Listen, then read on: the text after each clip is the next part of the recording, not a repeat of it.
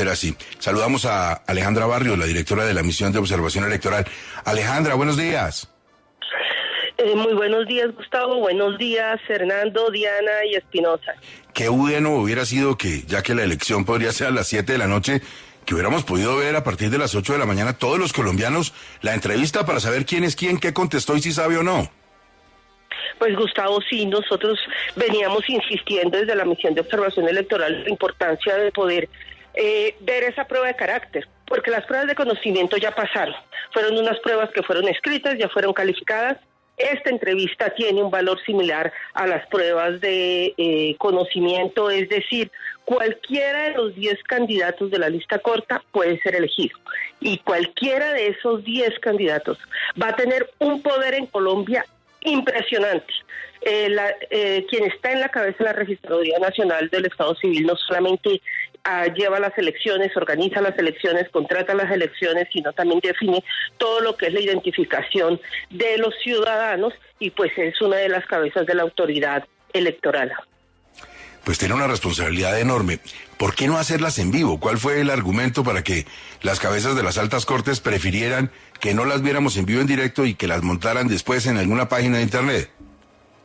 Pues mira, nosotros lamentamos profundamente esa decisión, sobre todo después de algunos tropiezos que tuvo este mismo proceso de selección, pero sobre todo por algo que señalabas, Gustavo, al inicio, y es que se ha tejido una cantidad de historias paralelas frente al proceso de elección. ¿Esto qué significa? Que en torno a las dudas, en torno a posibles hipótesis de si hay transparencia o no hay transparencia, quienes están apoyando o no determinados candidatos, pues la respuesta es más transparencia. ¿Cuál es la decisión que están tomando?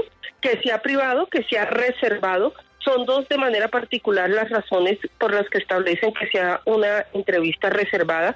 En un primer lugar, que pueda tener toda la tranquilidad los presidentes de las Cortes para poder hacer las preguntas sin que tengan ningún tipo de presión por parte de la audiencia, sin que sean preguntas que puedan ser conocidas posteriormente por los otros candidatos, y en segundo lugar, que los candidatos puedan tener toda la tranquilidad para poder dar las respuestas sin recibir tampoco ningún tipo de presión por parte de la audiencia.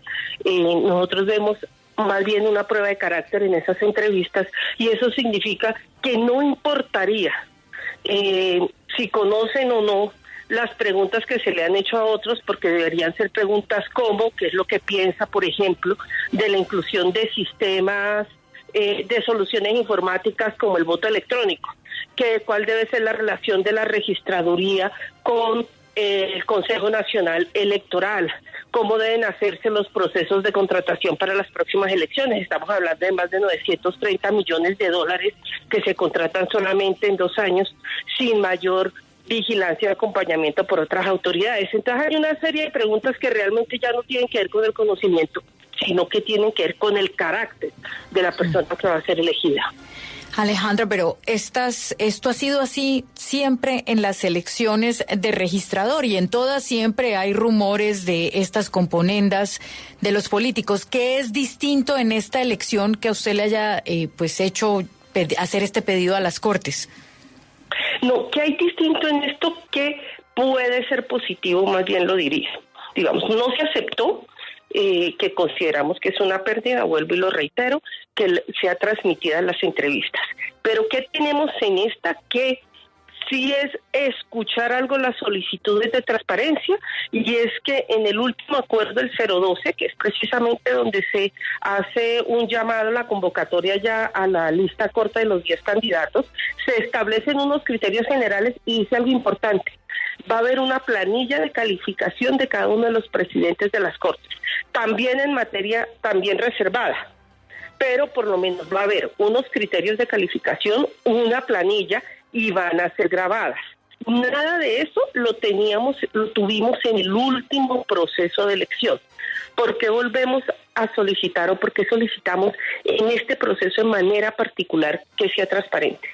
Porque en el último proceso de selección de registrador nacional del Estado Civil, una vez se hizo la elección, empezaron una cantidad de rumores de suspicacia sobre el mismo proceso, debido a que la diferencia que había entre lo que se había reglamentado anteriormente para el proceso y lo que finalmente se hizo, generó una modificación en los acuerdos para hacer el proceso de elección. Eso generó suspicacias, es decir, tenías unas reglas, modificaron los puntajes en el último proceso de elección y eso generó una cantidad de suspicacias, no se conoció nada de las entrevistas, hubo un salto muy grande en los resultados entre la entrevista escrita y, entre el examen escrito y la entrevista.